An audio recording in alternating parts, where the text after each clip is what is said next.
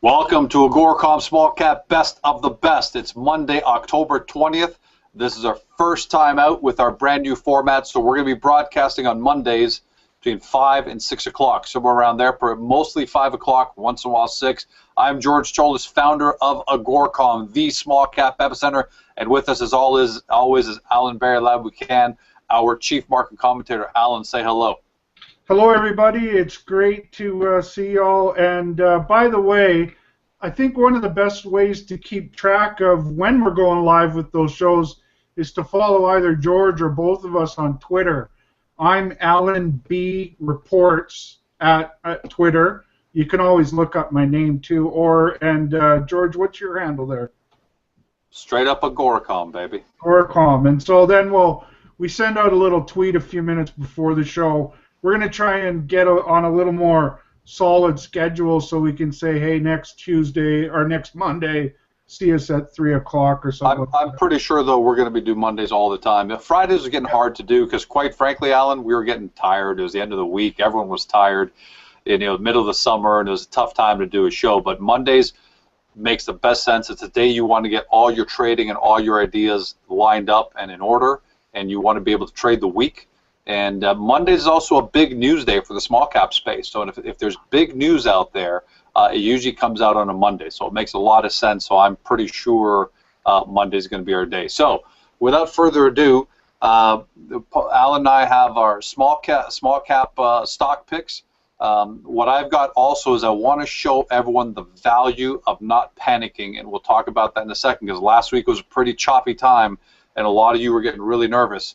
And I got out there on Twitter telling people to remain calm and why. That's more important. But before we get to that, let me share a little. As all of you know, Allan and I set out on another one of our stock contests on August 29th. Now, in all fairness, on our first one, our tax loss selling contest in last December, Allan registered a 47% return in 2 months. I registered a 33% return in 2 months. So he did actually give me a pretty good beatdown, but we're both pretty proud of that number. Just a quick update here because we did on August 29th and October 31st is around the corner. So just home stretch, give you an update. You can see this here. Here are my picks. So we'll go through them quickly. Imagine's up 45.5%. RUSS, that's the Russia Bear ETF, up 27%. UVXY, that's the VIX. All right, that's a volatility index, 44%. Are these numbers real? Rocket Fuel, a paltry 8.34%, but I'll take it. Loco, that's a up-and-coming fast food franchise out of the States, up 9.9%. My only red, by the way, the red that you see here is just for the day, but here are the actual numbers. My only red overall, Mankind, down 26%. And even this, I made some money off last week. I made a call at 477 and got out for a profit there. And finally, Twitter up 15%. Allan, I don't know if you want me to go through these quickly or not, but Klondike's down. Before you get rolling, my theory was that we were going to see a rally in the price of gold. I went all in on gold picks. Very risque, very risque. My call is about 2 or 3 weeks early, so go ahead, have your day in the sun. No, it's not. What's going on? It's never a day in the sun for me. It's strictly a lesson for me to learn. But Allan, great performance on Klondike's, only down 2%. Dalradian down 16. Nevada Sunrise, 42.5. Ooh. Rubicon down 14. New Gold down 27. BSM down 27, and BlackBerry, your one shining light, up 7.5%. But there are 11 days left until the contest is done, so it won't be done until next Thursday, Friday, whenever Halloween is. But you're going to need something really scary. And I'm planning a late stretch run. You're going to need something really scary. I mean, I thought last week might have given you that with gold rising, rebounding, and the stock market kind of taking a hit, but we held firm. But I didn't get no rally in the gold price. Unfortunately, the gold rallied and stocks in general were getting hammered. So I think my gold stocks got in sympathy with the stock move. Yeah, that always happens. I've seen that before, where gold rallies, but the stocks take a hit, at least in the short term, just because they're babies with all the, and then they catch up on the lag maybe 2-3 weeks later. So you may get a kick. You may get a kick. So I'm not gonna. By the way, those gold picks I made. I still stand by those strongly. If you think that gold's ready to rally, or has started a rally, I think is a better way to say it. Those companies have still not taken off yet, so I think it's a good shopping list there for you. All right, so let's get to the week. I'll go through a couple first, because mine were actionable items I actually took a look at this in the last 7 days. So first thing I want to point out to everyone is... Hey, hold on, before you start, since you were patting your own self on the back... I was not patting myself on the back. I was just letting the numbers do the talking. Okay, well then let's go back to our last show when you were giving me a really hard time about don't fight the tape. The market's going up, so you should stay bullish. And gold, you even chuckled at me when I said gold is a coiled spring ready to pop. And I think I got the stock market call and the gold call right on the money. Well, you were arguing with me 2 weeks ago about how you don't want to fight the market. You don't want to fight the trends. Well, there was 2 specific trends that you did want to fight. See, that's well. Let's be accurate about one thing. You called gold a coiled spring at 12.20, and I said it was going to fall to 11.80. 12.12. Okay, 12.12, and I said it was going to fall to 11.80. Yeah. And it did fall to 11.80. Then it coiled. So you're a little bit early on your coil call. That little dip was the last of the coiling. I'm not going to get you to the date of when the coiling's ending. I was saying it's a coiled spring, and you chuckled at me. Like, all right, listen, it's at 12.40 and change. So, like I've said, I'm willing. Remember me.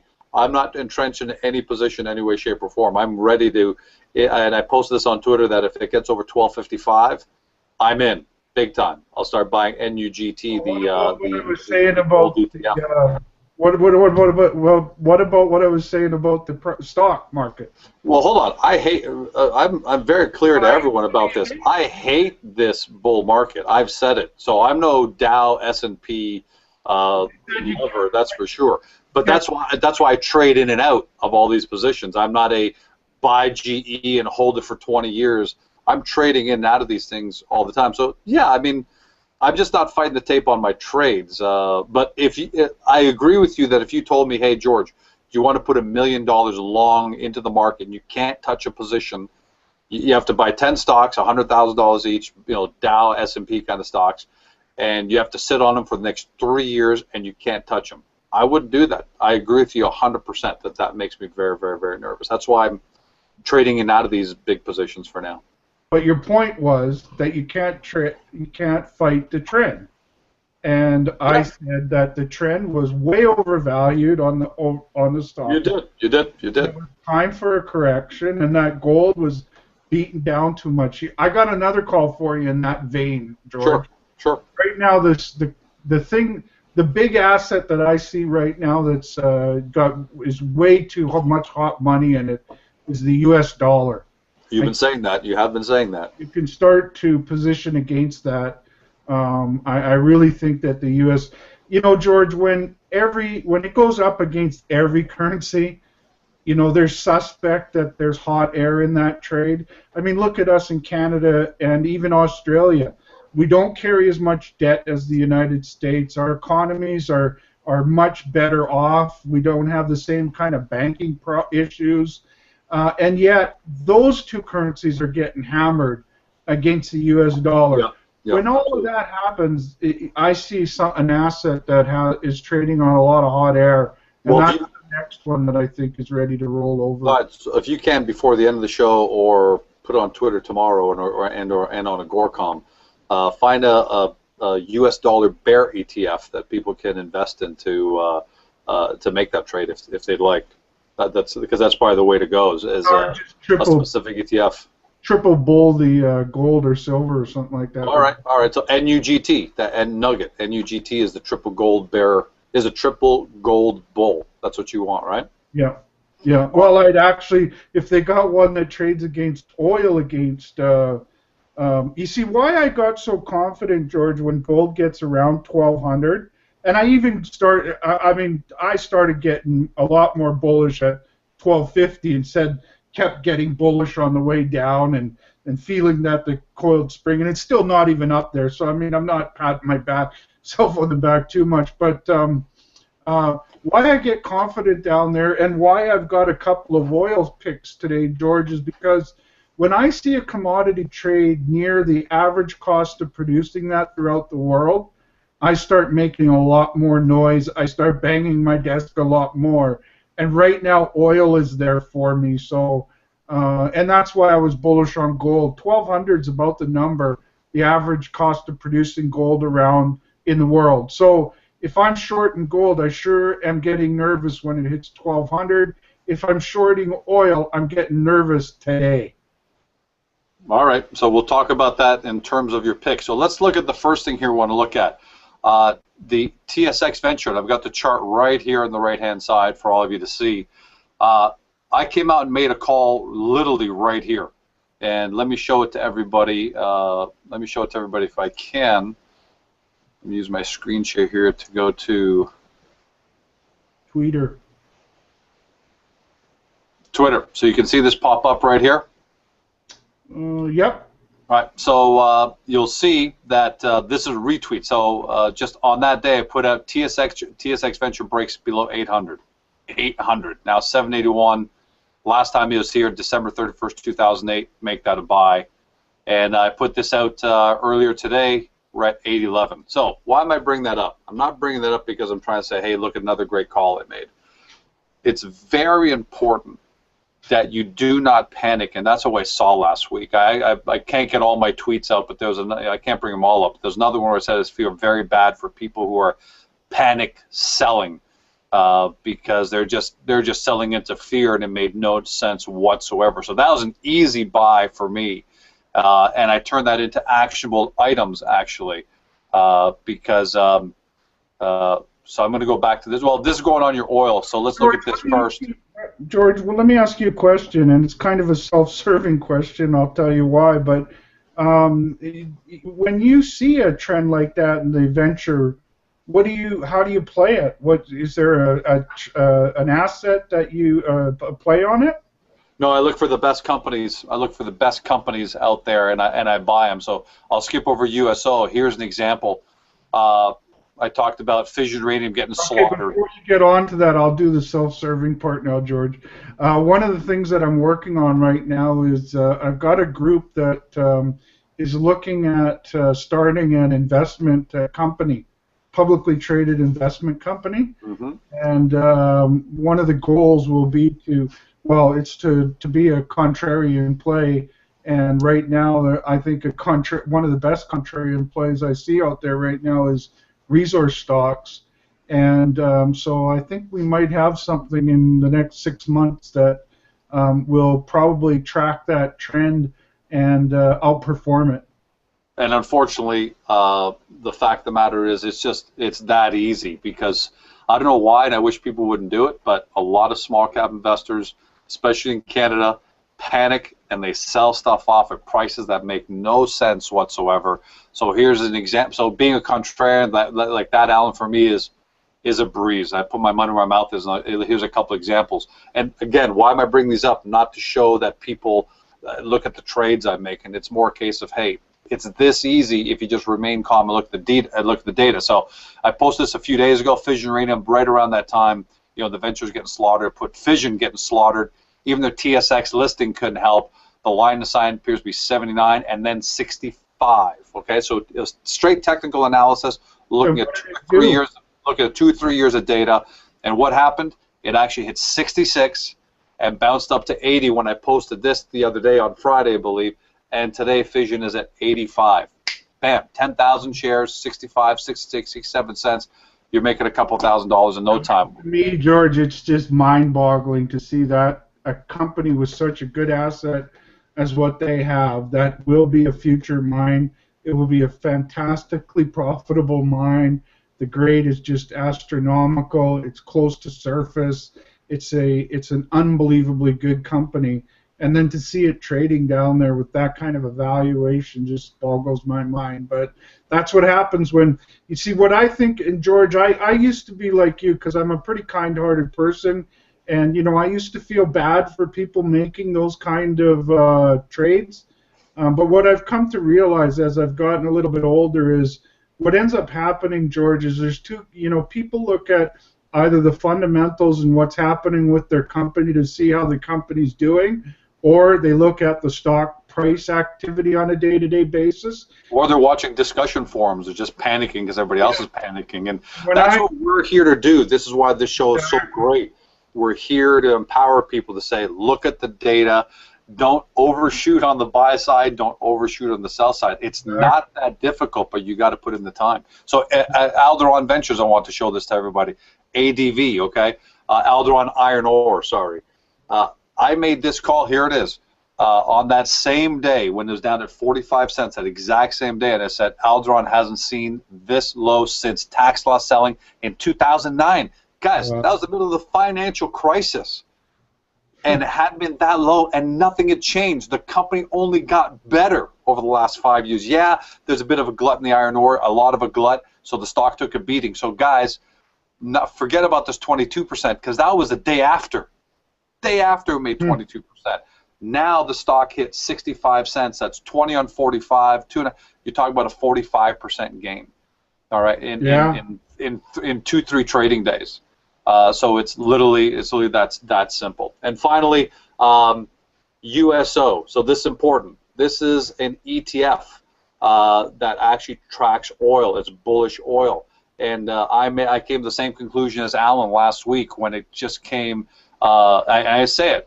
TA says USO is dirt cheap. There it is. I'm not mincing my words.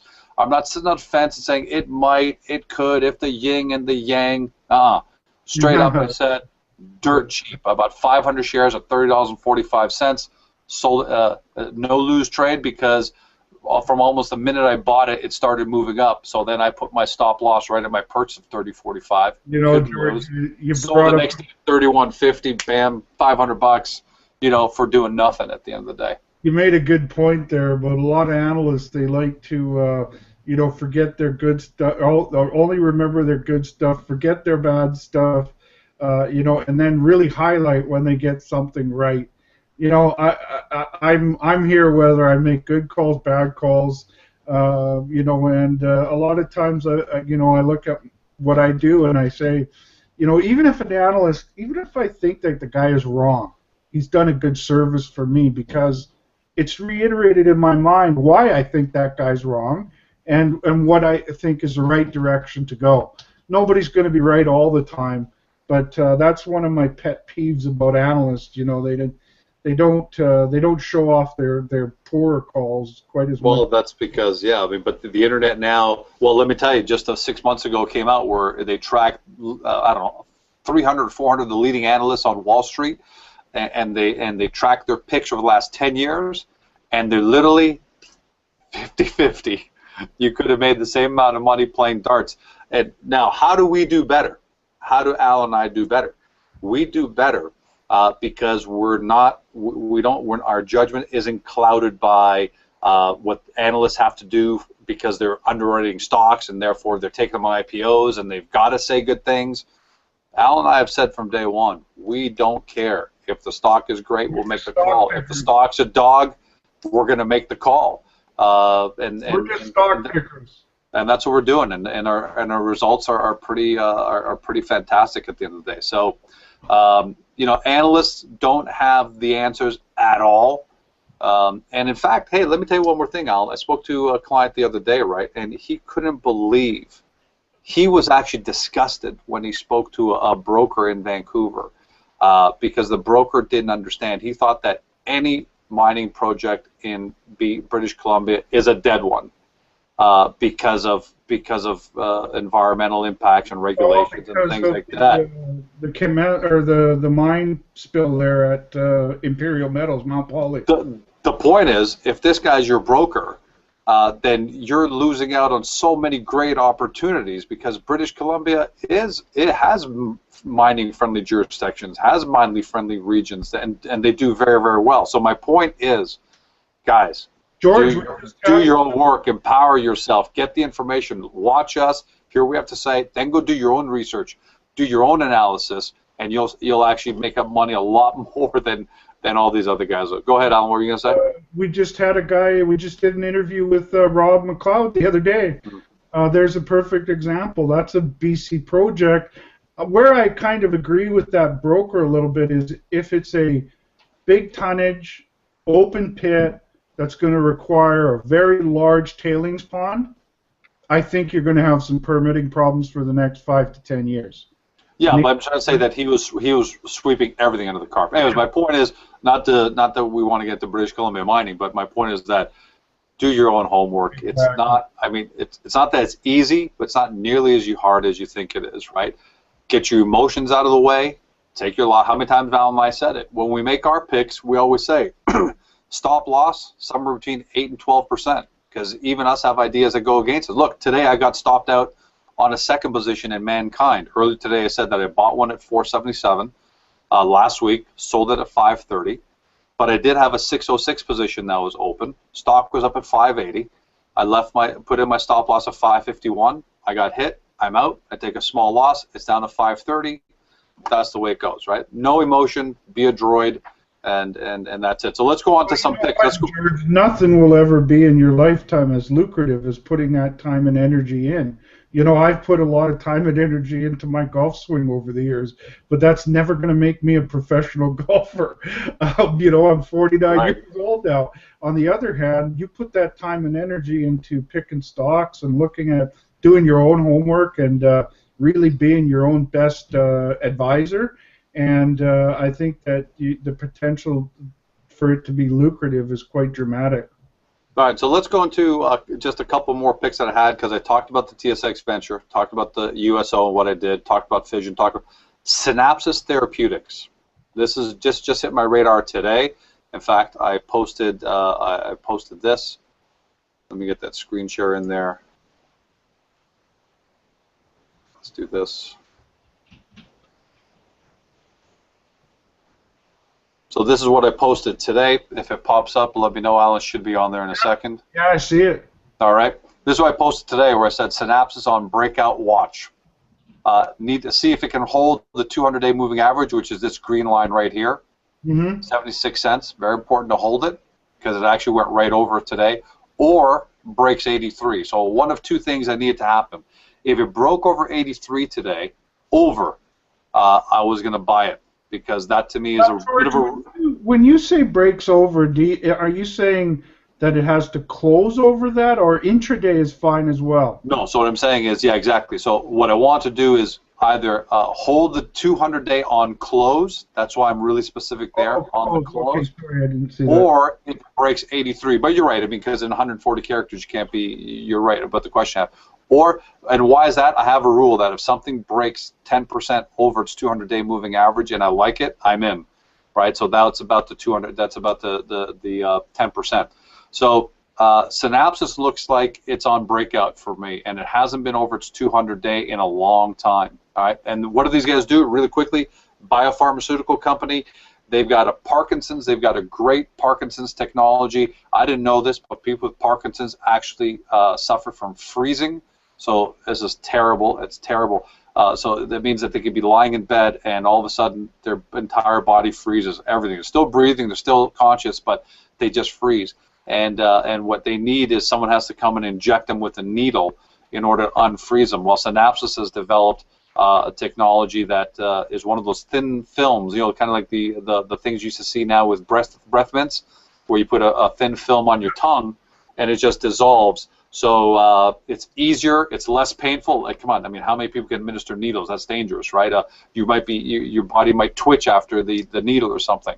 Now, more than just lip service, the Michael J. Fox Foundation. Michael J. Fox, and we all know, if you don't know, he's the most visible, high-profile celebrity on the planet with Parkinson's. They've given Synapsis not one, but 2 grants, totaling more than $2 million. So, good company, technical's been beaten up for a while, and this is typical for biotechs, right? Right, I Allan? like that trend over the last few months, George. It came Yeah. out sideways period. Nice And, basing out there, right? yeah, You see that too? Nice it basing out. So, broke above the 20 and 50.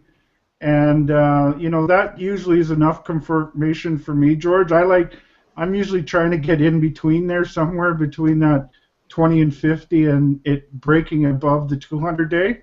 That's just because I'm a swing trader and I'm looking for those swings. But yeah, I like that trend. all right. So that's my one. That's my call. That's probably my biggest call right now. I really like that here. And the last one I'm going to share with everybody is my is drum roll, please. This is one of Allan's pick, and we debated this during the show. But he had picked BSM Technologies, and I'm the one who's the biggest fan of BSM Technologies. And at $2, I called it a $4 stock, and it did get up to 370. But then it started coming back, and Allan and I documented all of that very well. I thought $2 was a little early when Allan picked it for the $1.90 level was a little early when he picked it for the show for the contest. There we are, about $1.90 or so. But I think down here, it's just too cheap now. Now it's getting to that point where it's starting to get silly. And if as far as I'm concerned, if you can pick it up between $1.40 and $1.55, somewhere in there, be patient. I think you get a real chance for a nice win. So that concludes my picks, Allan. Okay, let's get on to mine. All right, so Allan's got first one up, and let me bring this. Yep, you can see it. So first one up is Red Knee Solutions. New name. I never even heard of that name. Forget about that's a new pick. Yeah. Red Knee Solutions trades on the big board TSX. I like this. Liquidity is 400,000 shares a day at $3. So they're doing well over $3.5, or they're doing close to $1.5 million. I love that. You and I have argued about that a lot in the past. What are you seeing about Red? What do they do, and what do you see about Red Knee? Yeah, I think I talked about Red Knee in the past one time on the show. I'm not certain of it, George, but I think I remember it once. They're a software company, and they just had a big $10 million order for one of their solutions. All right. And I see companies, that are making those kind of good announcements. And then I looked at the stock chart. I'm going to bring that up right now, George. Here, let me do a screen share. And here's the stock chart. Can you see it now, George? Yep, got it.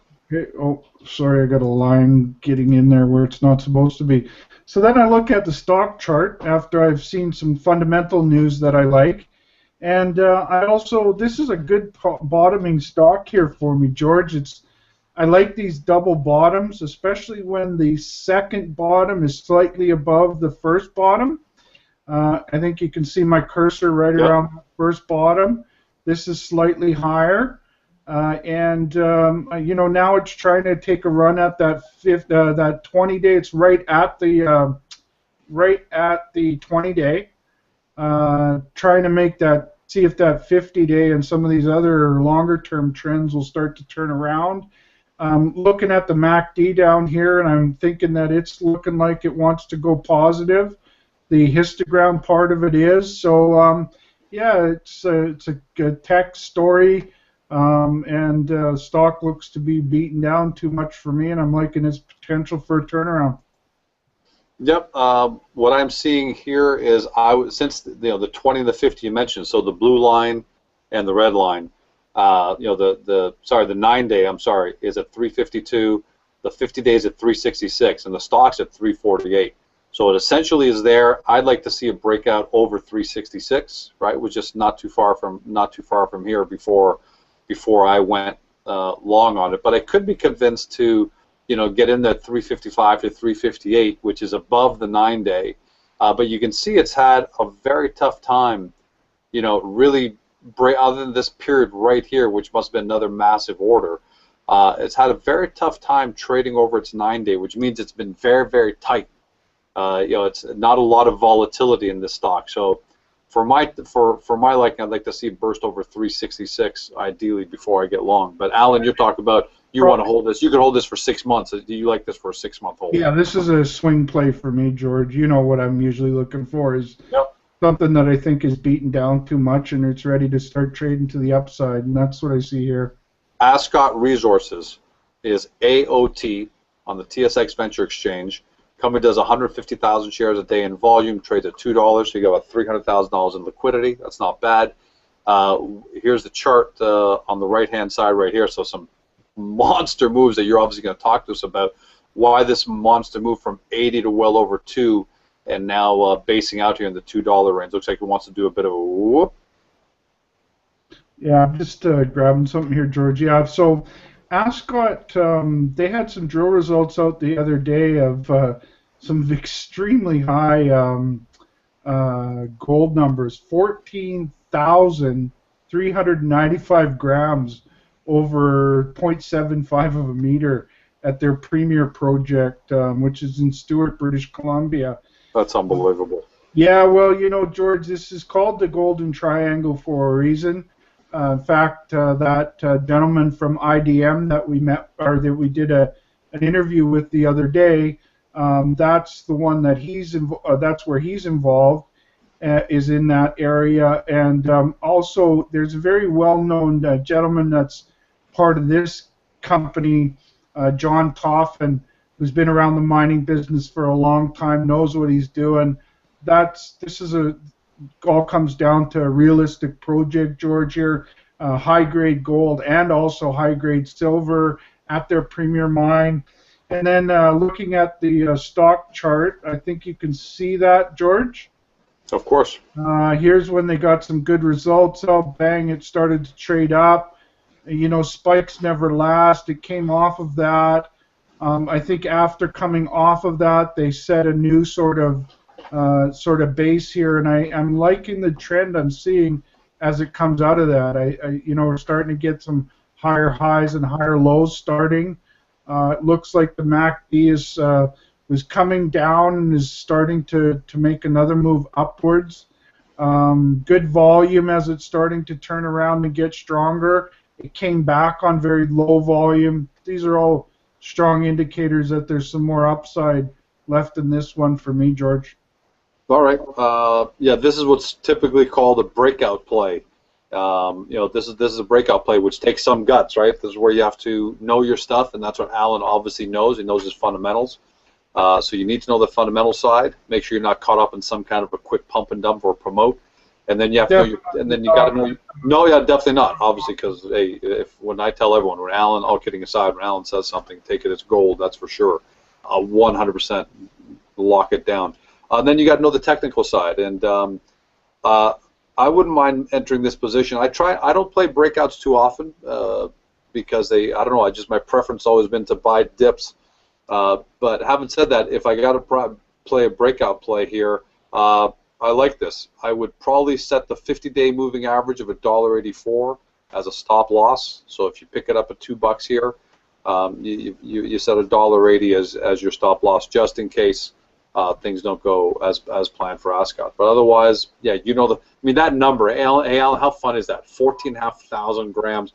If that was a number back in 2006 or 2007, the stock would be sitting at $20 right now. Yeah, no doubt, eh? Unbelievable. But hey, listen, but this is how you find opportunities at the end of the day, right?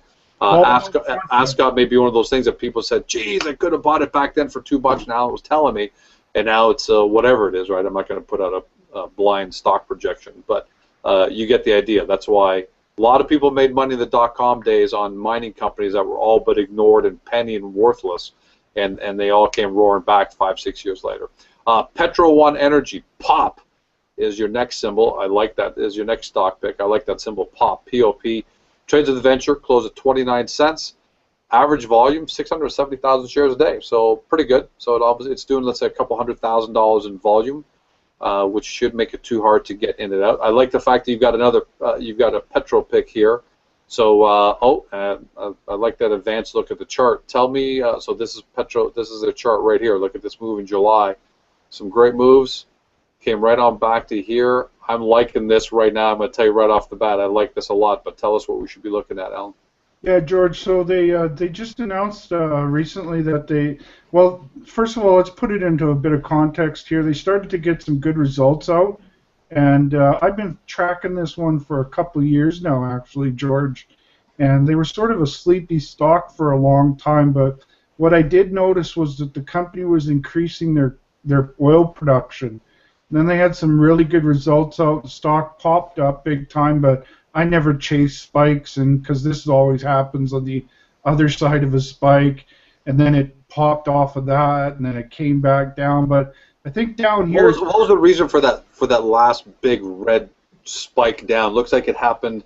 Let me give you the date. It happened on October the 3rd. So did something negative happen, or is that news related because oil was just falling off a cliff? Yeah, oil falling off a cliff because a few days later they announced that they've done a private placement was closed, which gets them money for drilling.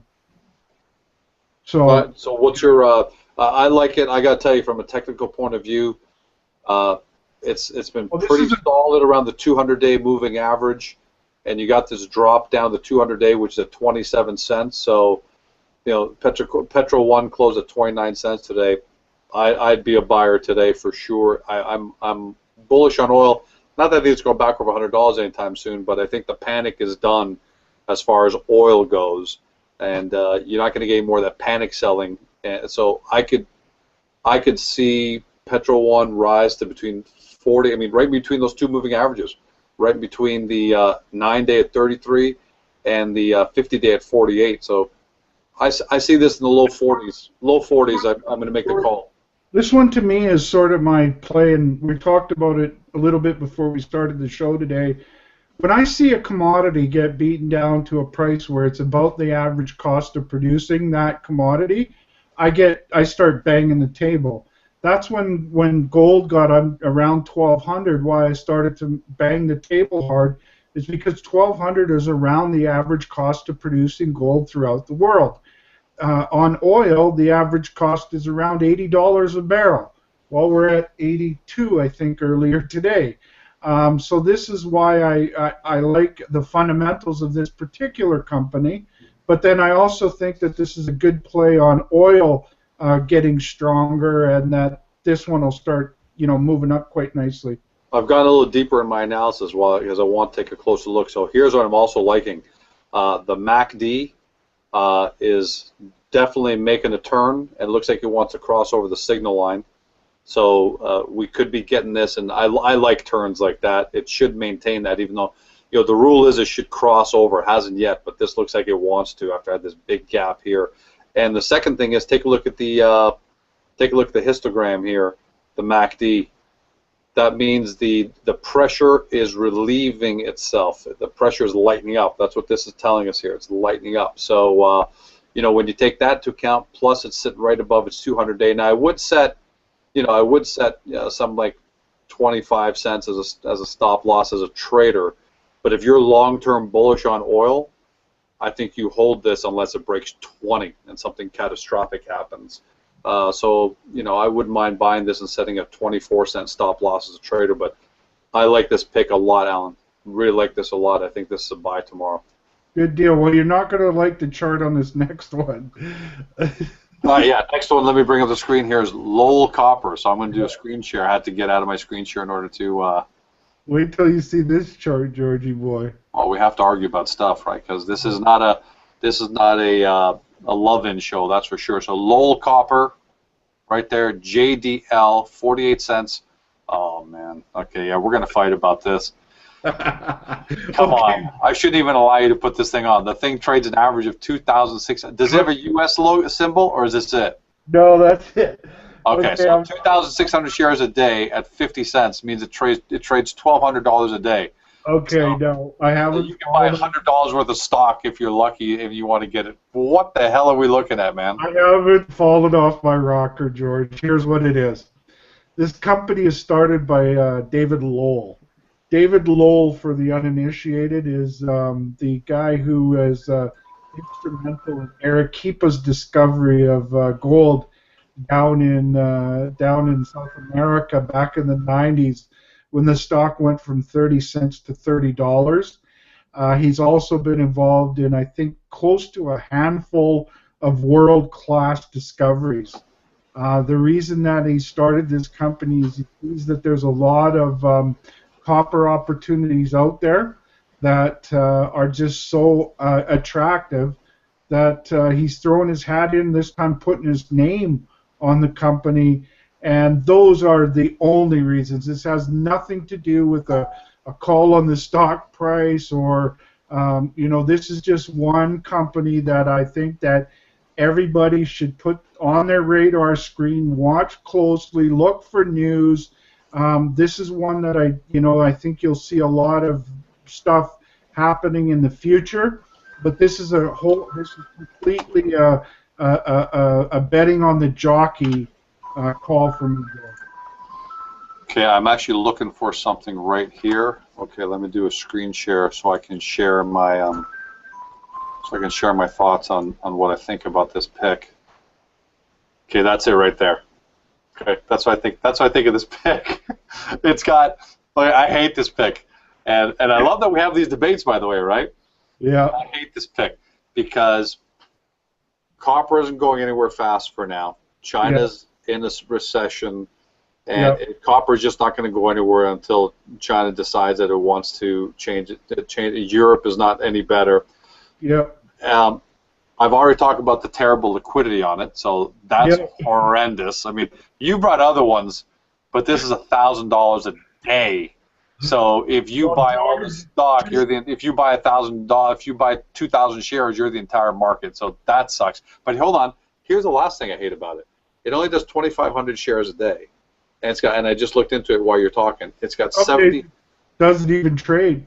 It's not that it doesn't trade, we know that, but it's got 72 million shares outstanding. 72 million. I thought, okay, let me go check this out. Maybe it's got 8 million, 10 million shares outstanding, 8 million shares outstanding, and at 30 cents or whatever, or 50 cents, it's got a $3-4 million market cap. All right, something to maybe keep on the radar, look for. It's got a market cap of, how many shares out did I say it was? 70 million. It's got a $35 million market cap. $35 million market cap that only trades $1,200 worth of stock a day. I knew all this was coming, George, but I put my stuff out there. And all right, I admire that about you. That's for sure. I've been watching David Lowell since the mid-1990s, my friend. Do not bet against guys like David Lowell. No, I won't bet against the guy, but do you agree that this seems like the kind of thing you go buy 10,000 shares and put it in your TFSA and let it sit there for 5 years? Yes, yes. Okay, I don't have the patience for that. Yes. And there are a lot of better.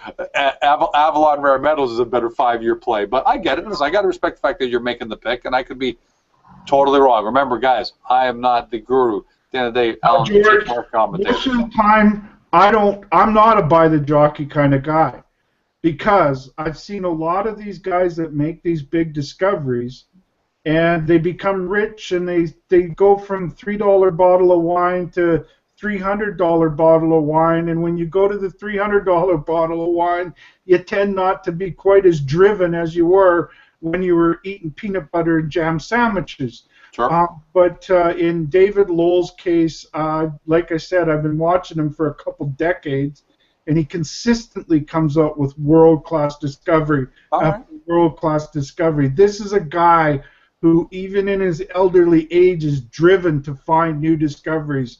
And sometimes I break my own rules, and this is a jockey that I think is worth taking a look at and putting a bet on. And as for that $72 million of 72 million shares, I would bet you that you'd be really impressed to see that David Lowell and other guys like him are big shareholders in the deal. I would be surprised if it's a significant, but regardless.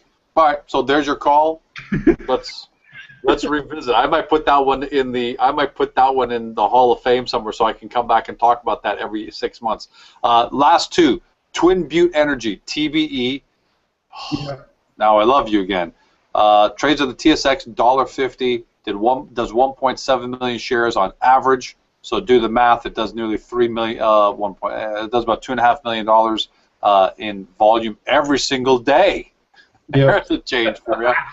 Here's its chart. Here's its chart right here. So obviously energy, Twin Butte, doesn't take a lot to guess that it's suffering from oil prices.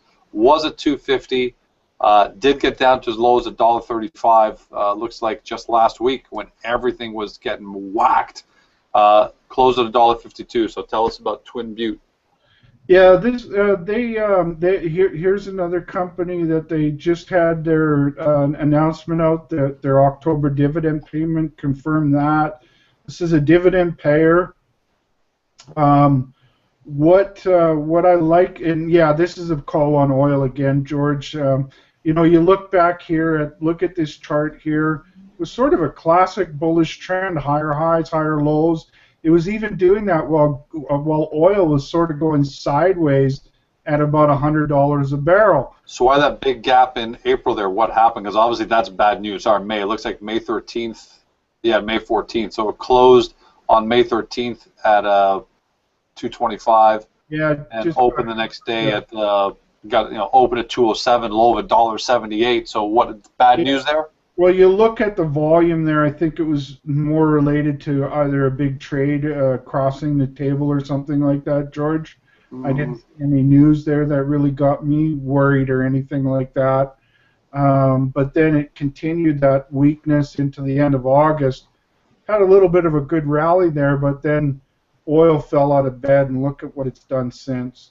Actually, well, it looks like, no, hold on. Looks like on May the 13th they put out their first quarter financial and operating results.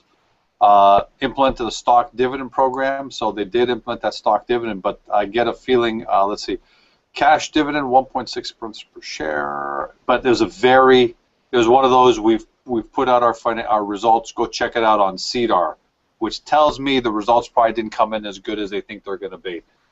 Whenever you see that, and look, it coincides with the drop, the pretty big drop. The results right here. Record average first quarter production, 22,000 barrels. Wow. Up 31% from the first quarter 2013. Record first quarter funds flow of $51.4 million, which is up 58% from the first quarter 2013. Completed an organic capital program of $37.9 million. They drilled 34 wells at a 94% success rate. Yeah, don't see a lot of negativity there, George.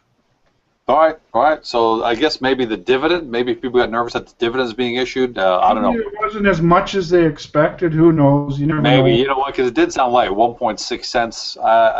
I don't know if that was per annum, per quarter, per 6 months, but I didn't look at that closely. Quarter. Yeah. Right. So maybe you're right. Maybe it came in a little lighter and shareholders wanted more money back. But either way, if I'm going to look at quickly at the...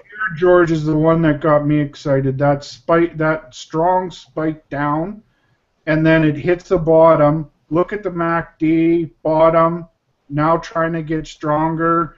I think that this one, oil is pretty oversold right now, and this is one that I put high on my list to take a look at as a trade. Yeah, it doesn't take a lot to convince me to get bullish on good solid oil plays right now. It's had, let's see, $1.38 was its low, back up to $1.52. Yeah, yeah, if you can get this somewhere between $1.45 and $1.52 here, I think it's an excellent trade. I think based on your fundamentals, I think that's good. And I love the listen. It's trading 1.7 million shares a day. Today it did 1.5. So obviously there are people who love it and people who hate it. And I would think the people that hate it are the ones that got in at these levels up here and just can't take the pain anymore of seeing their stock down almost 50%. Look at that. You talk about 250 down to $1.35. So it's pretty much 50%. And so you've probably got people who can't take the pain. So, yep, I like this pick. Last one is Yamana Gold, YRI. You see it right here. $6.44, 2.6 million. Man, you saved the best for last. 2.6 million shares a day. So we're talking about $15 million a day, ballpark, even more, 18 million, close to $18 million a day in volume. Yamana is a very well-known company. Yes. Here's its chart right here on the right-hand side. So what's really important is that it was as high as $12 earlier this year, now sitting at $6-ish. It started trading at 620 today. So you talk about a company that's been chopped in half, and anytime a major company has been chopped in half, that's something I want to look at. So what should we be paying attention to? You know, by the way, George, Yamana I've been following since the 1990s as well, when it was like a 20-cent stock. Wow. But what really caught my attention is there's something every time gold gets battered down. You remember back in when 2008 happened, you know how everything got hammered down, right? Of course, everything got hammered. And one of my first picks when I was banging the table, almost right at the bottom, I started banging the table that the market was oversold. This is ridiculous. Yeah, there was a reason for a correction, but not this much. And I saw the gold price, and one of my first picks on that turnaround was Yamana. It got down to $3 a share, George. And I'm seeing the same kind of action here. You know, this big, strong dip down. For some reason, when gold is going down, these guys can get beaten down just like they're a junior. They don't get the same kind of respect as a Gold Corp or a Barrick or anything like that. Takeover candidate? What do you think? Takeover candidate potentially? You know, they could be. Yeah, their cost of production is fairly low in the industry. They've got a great pipeline of projects. A lot of those projects are organic, or that they took some big risks. For example, one of my picks that did really well was a company called Extore, that these guys ended up buying Extore. They've also gotten involved with Osisko. I'm a big fan of the portfolio projects this company has. For somebody that's liking gold right here, this is a great company, great pick. I like these guys a lot. Anytime you can get them way down here at the bottom end of their, of their yearly trading range, I think you got to take a look at it. And those are the reasons I like Yamana. Well, I'm looking at the chart right now. Let me bring this back up. See, this is something really great that you're pointing out, and I want to show this to everybody at home because it's our last one, anyways. But what I brought up here was the 10-year, because so you can see right here on the right. So I had the 1 year, then because I want to see when the last time was at these levels. 2 year, 3 year, not even close. Look at that. 5 year, still not. So I brought the 10-year. Guys, take a look at this. All right. Look at that pop down to $3. Stock last time it was here. Last time it was here was right here. You're talking. That's in the heart of the financial crisis. And right there, December 2008, right there. Right. So I think, how can you not buy it at this price? How can you not buy Yamana at this price, unless you think gold's going to $1,100 or $1,000? So okay, you know what? Yamana's at 644 today. At its low, at its crisis low, it was $4.80. Don't get me wrong, that's one heck of a loss, right? But I'd wait for that. I'd wait for that bottom. I'd set that as my stop loss. That's a monster stop loss, but it's too good to pass up here, I think. I agree. I picked it up $5. I remember the number now. $5, Yamana got down to, and I said, "This is nuts." Yep, and look, $5 ended up becoming $20 4 years later. Right. Yep. More importantly, $5 ended up being 14, and that's what always happens with these. This is what I like about this, right? But whenever you get something that's fallen off the table this far, yes, it took you 4 years to get to 20, which is still an awesome return. You're basically talking about 100% a year, right? Yeah, exactly. But here, look how long it took. You're talking about the November, December 2008. Whereas at $5 or so. Well, George, in a matter of 6 months, it went from 5 to. And within a year is at $14. There you go. Within a year is $14. Within 6 months is at $12.5, $13. So it's amazing how much. And you buy that with so much protection to the downside, because you're not talking about some speculative. And I'll get it off screen share here. You're not talking about some speculative stock and trying to bottom fish. That's got a built-in support just because it's a monster. When it got to $22 there, it didn't have an interest in Cisco, and it didn't have an interest in that Extori deposit down in Argentina. This is a good company. We're very, very well run. And like I said, it's been one I've followed since it was a penny stock. So Paying a dividend by any chance? I'm looking at it really quickly here. I don't think so. I think they put their money back into capex. They've been spending a lot and acquisitions and stuff like that for a couple of years now. I'd be surprised. No, pays a 16-cent dividend. Well, there you go. 16 cents. So it's better than nothing. But ex-dividend date was September 26th. So yeah, you're too late to pick up the dividend. Or you're about a month late on picking up the dividend, but you can get the stock. You know, heck, a month ago it was a lot more expensive. So what you lost in dividend, you made up for in terms of buying it cheap. All right, so we ended off on a good note with two good picks because I want to put Lowell Copper. I'm driving home. I'm going to be doing flashbacks like this when I'm thinking about Lowell Copper, but you ended up pretty strong with Twin Butte and Yamana. So we're going to end it there because we don't want to run too far over time. Hopefully what Allan did was help you look at the future in terms of what's out there, and what I hopefully helped you do is look at the past, replay the last week, showed you how easy it was to actually remain calm, assess the situation, see it for what it was, which is one massive panic sell on no good reason. Right? Back in 2008, we had a reason for the panic selling. The financial system was falling apart. Today, it's overstretched. A lot of things about it I don't like, but there isn't, and there is no. This isn't a hell freezes over trade where tomorrow it could all go bust. So, hopefully, I showed you the past. Allan's showing you the future. That's it for today's show, and want to thank all of you for joining us. Thanks, everybody. Have a great day. We'll talk to you soon. And we didn't say it, but we'll say it. Go Cowboys! Yeah, baby!